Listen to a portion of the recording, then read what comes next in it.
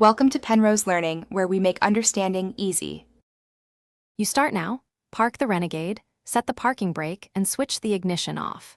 Grab a compatible OBD-ROMAN 2 scanner. Smartphone adapters work if rated for clearing codes. Once ready, plug the scanner into the Renegade's DLC under the dash, then turn the key to the accessory position without starting the engine. You do this to power the ECU and let the scanner read stored trouble codes. Write down every code and freeze frame snapshot so you know what caused the light. You now read and interpret the codes with the scanner.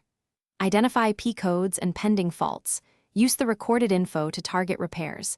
Tighten or replace a faulty gas cap, swap a bad O2 sensor, fix wiring, or address catalyst issues.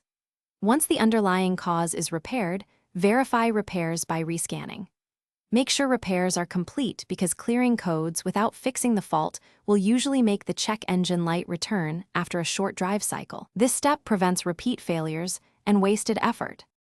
You finish by using the scanner's clear or erase function to reset stored and pending codes. Follow prompts carefully so you erase only after confirmed repairs. Once cleared, start the Renegade and perform the manufacturer-recommended drive cycle. Mixed city and highway driving include idles and throttle changes so readiness monitors can run. Make sure to rescan after the cycle if the check engine light comes back. Record the new codes and focus on persistent sensors or intermittent.